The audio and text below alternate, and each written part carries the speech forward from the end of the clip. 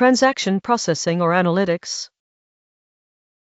In the early days of business data processing, a write to the database typically corresponded to a commercial transaction taking place, making a sale, placing an order with a supplier, paying an employee's salary, etc. As databases expanded into areas that didn't involve money changing hands, the term transaction nevertheless stuck, referring to a group of reads and writes that form a logical unit. A transaction needn't necessarily have asset atomicity, consistency, isolation, and durability properties. Transaction processing just means allowing clients to make low-latency reads and writes, as opposed to batch processing jobs, which only run periodically, for example, once per day. We discuss the ACID properties in Chapter 7 and batch processing in Chapter 10. Even though databases started being used for many different kinds of data, comments on blog posts, actions in a game, contacts in an address book, etc., the basic access pattern remains similar to processing business transactions. An application typically looks up a small number of records by some key,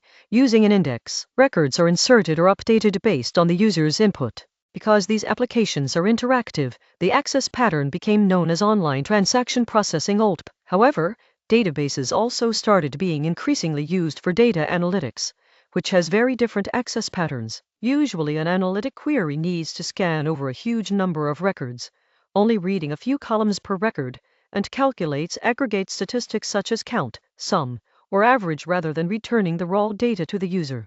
For example, if your data is a table of sales transactions, then analytic queries might be: what was the total revenue of each of our stores in January? How many more bananas than usual did we sell during our latest promotion? Which brand of baby food is most often purchased together with brand X diapers? The meaning of online in OLAP is unclear. It probably refers to the fact that queries are not just for predefined reports, but that analysts use the OLAP system interactively for explorative queries. These queries are often written by business analysts and feed into reports that help the management of a company make better decisions. Business intelligence. In order to differentiate this pattern of using databases from transaction processing, it has been called online analytic processing (OLAP).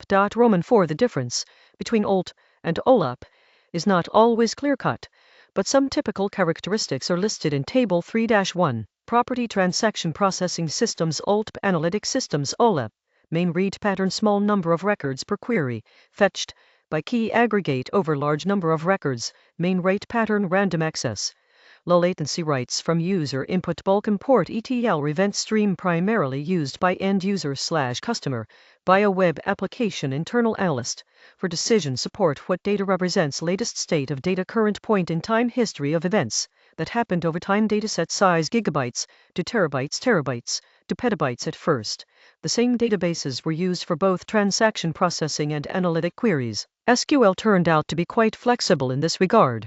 It works well for OLT-type queries as well as OLAP-type queries. Nevertheless, in the late 1980s and early 1990s, there was a trend for companies to stop using their OLTP systems for analytics purposes and to run the analytics on a separate database instead. This separate database was called a data warehouse. Data warehousing.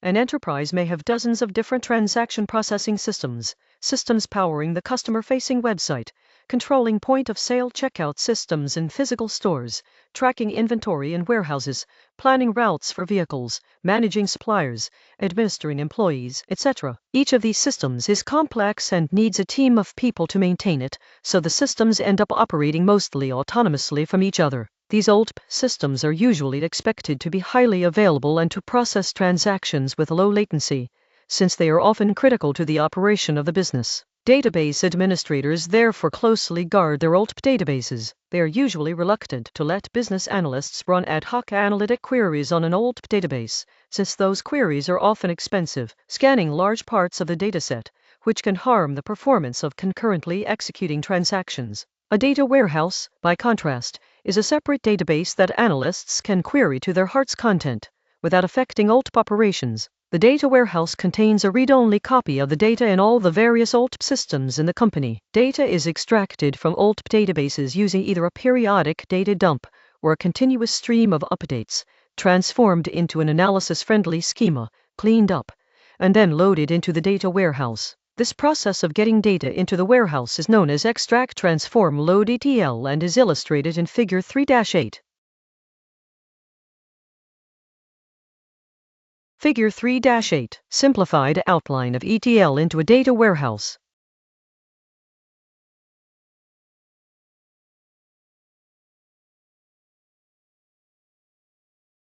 Data warehouses now exist in almost all large enterprises, but in small companies they are almost unheard of. This is probably because most small companies don't have so many different OLTP systems, and most small companies have a small amount of data small enough that it can be queried in a conventional SQL database, or even analyzed in a spreadsheet. In a large company, a lot of heavy lifting is required to do something that is simple in a small company. A big advantage of using a separate data warehouse, rather than querying OLTP systems directly for analytics, is that the data warehouse can be optimized for analytic access patterns. It turns out that the indexing algorithms discussed in the first half of this chapter work well for OLTP, but are not very good at answering analytic queries. In the rest of this chapter we will look at storage engines that are optimized for analytics instead. The divergence between OLTP databases and data warehouses. The data model of a data warehouse is most commonly relational, because SQL is generally a good fit for analytic queries. There are many graphical data analysis tools that generate SQL queries,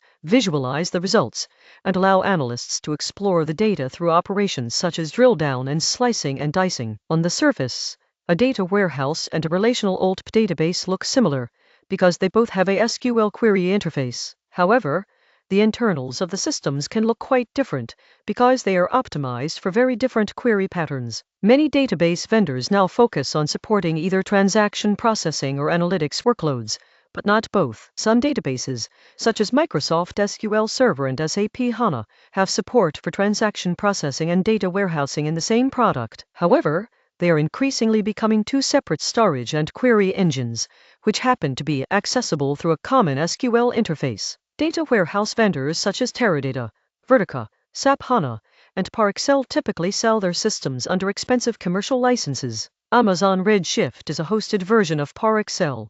More recently, a plethora of open-source SQL and Hadoop projects have emerged. They are young, but aiming to compete with commercial data warehouse systems. These include Apache Hive, Spark SQL, Cloudera Impala, Facebook Presto, Apache Tajo, and Apache Drill. Some of them are based on ideas from Google's Dremel. Stars and Snowflakes, schemas for analytics. As explored in Chapter 2, a wide range of different data models are used in the realm of transaction processing, depending on the needs of the application. On the other hand, in analytics, there is much less diversity of data models.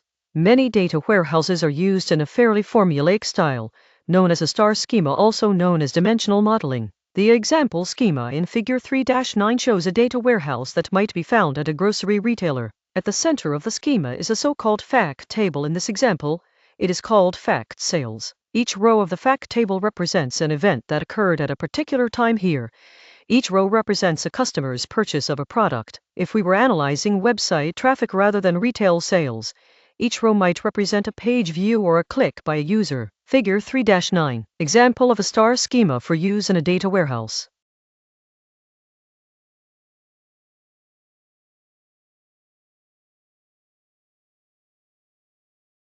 Usually, facts are captured as individual events, because this allows maximum flexibility of analysis later. However, this means that the fact table can become extremely large. A big enterprise like Apple, Walmart, or eBay may have tens of petabytes of transaction history in its data warehouse, most of which is in fact tables. Some of the columns in the fact table are attributes, such as the price at which the product was sold and the cost of buying it from the supplier, allowing the profit margin to be calculated. Other columns in the fact table are foreign key references to other tables, called dimension tables. As each row in the fact table represents an event, the dimensions represent the who, what, where, when, how, and why of the event. For example, in Figure 3-9, one of the dimensions is the product that was sold. Each row in the DIM product table represents one type of product that is for sale, including its stock keeping unit SKU, description, brand name, category, VAT content, package size, etc.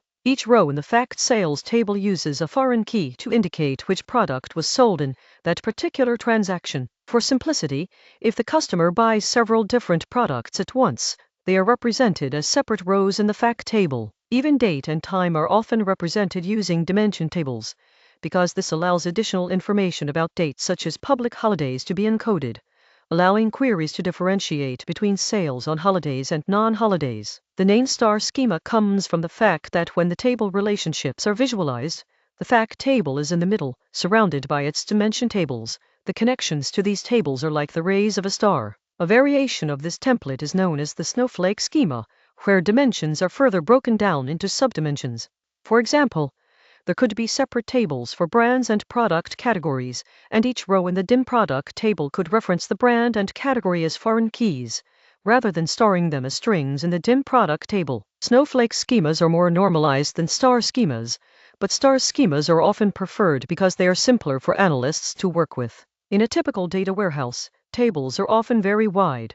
Fact tables often have over 100 columns, sometimes several hundred. Dimension tables can also be very wide, as they include all the metadata that may be relevant for analysis. For example, the DIM store table may include details of which services are offered at each store, whether it has an in-store bakery, the square footage, the date when the store was first opened, when it was last remodeled, how far it is from the nearest highway, etc.